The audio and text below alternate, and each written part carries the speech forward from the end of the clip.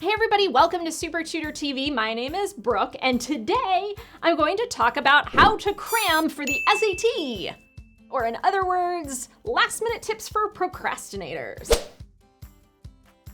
So the first tip that I want to give you is if you don't have a lot of time to prep for this test, one of the best things you can do is familiarize yourself with the test. Get a hold of a practice test and read through the directions. The directions on the test are the same on every test. The instructor at the test center may not read every single detail of the instructions. They say, open your test booklet to page, read the instructions and begin, and you start the timing immediately. So you don't get all this extra time to read over all the instructions. And if you've done it in advance, it's going to be to your benefit. So that's the first thing I recommend. Get a hold of that practice test, read through all the instructional kind of things. The other thing you should familiarize yourself with is how do you do the bubbling on the open-ended answers of the math section. I know that confused me when I took the SAT for the first time. I was like, what do I do with this? But if you're a first-time test taker and you've never taken this thing before and then you have to show up the test day and figure that out, that can be stressful. So a few tips for this thing. I don't recommend that you try to use mixed fractions, meaning if you want to put 1 2/5, you need to put 7/5. You need to put the improper fraction version. Otherwise, it's going to look like 12/5, not 1 2/5, and that would be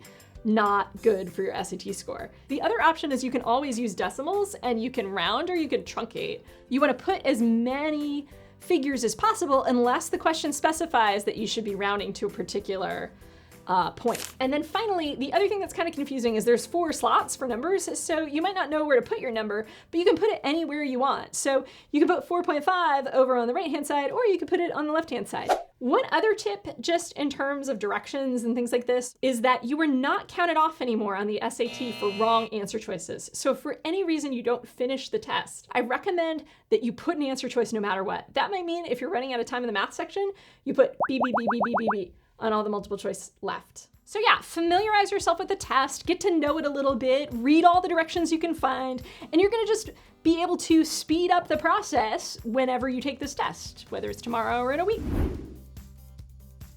After you've familiarized yourself, now that you have a hold of a practice test, I recommend that you take that practice test timed and see how you do. So the number one thing that I want you to focus on if you're going to be cramming and taking a practice test is timing, because that is usually the easiest thing to tweak just a little bit and something that can be absolutely disastrous if you've just never seen the thing before.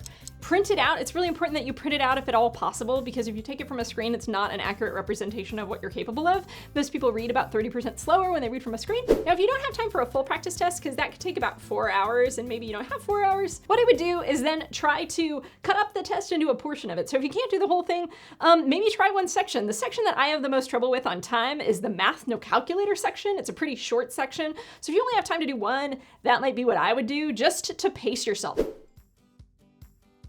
After you've taken your practice test or some practice questions, check your answers and go over them. So what's really cool is that the College Board has released complete answer explanations for every question in all 4 of their practice exams. So what that means is you not only can just see what you got wrong and what the right answer was, you can actually see an explanation of why that was right. So I recommend you read over those explanations or look over the question yourself. See if you can figure it out. Why was that answer choice better than what you chose? One of the things that you really don't want to do is you don't want to convince yourself that you're right and the test is wrong. The whole point of this is to learn from this experience and learn from your mistakes. If you have the time after you figure out how somebody else did a particular type of problem, try that problem again without looking at the answer choice and try to work it out. If you know how to do that kind of problem, it will show up almost identically on your SAT with different numbers. I'm not talking about every single question on the math section, but there will be a few. So hey, it's worth it if you can do it.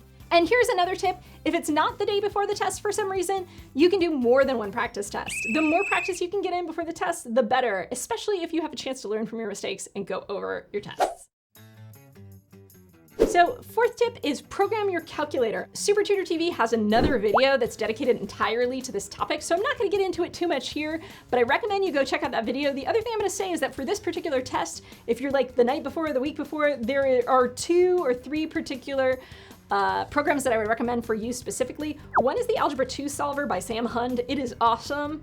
And I would check out features 1, 2, and 7 if you download that. Numbers 1, 2, and 7.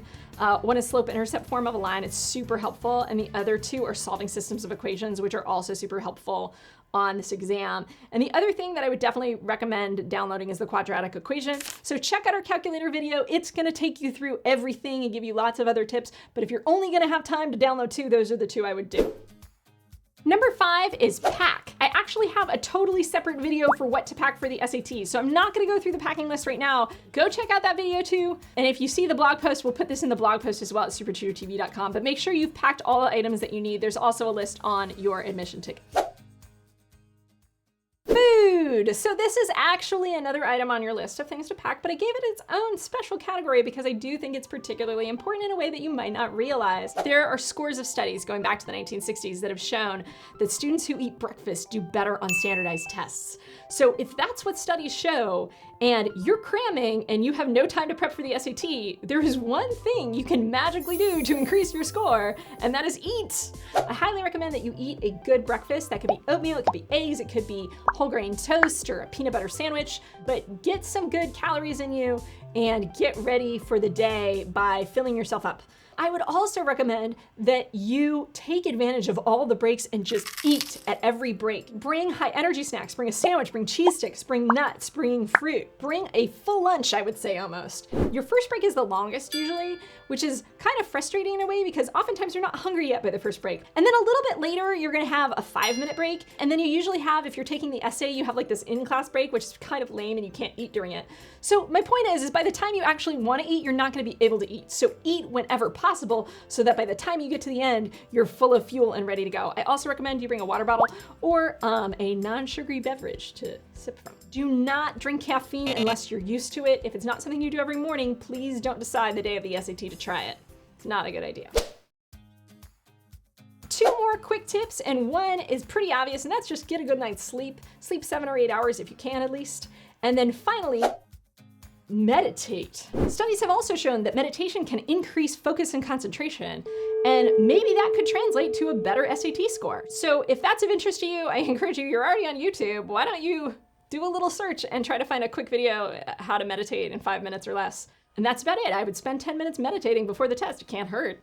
So that's it. If you liked this video, please give it a thumbs up. You can like us on Facebook. You can follow us on Twitter. I have a lot of answers up on Quora if you like my advice and you want to hear more of it. Check out our website. We have a subscriber email list where you can find out the latest information from SupertutorTV. I promise we don't send a lot of email. If you like this video, again, please give us a thumbs up or subscribe. It is your subscriptions and your thumbs up that are going to be able to keep us alive if you like this content and you want to see more of it. Good luck on the SAT, everybody, and I'll see you next time.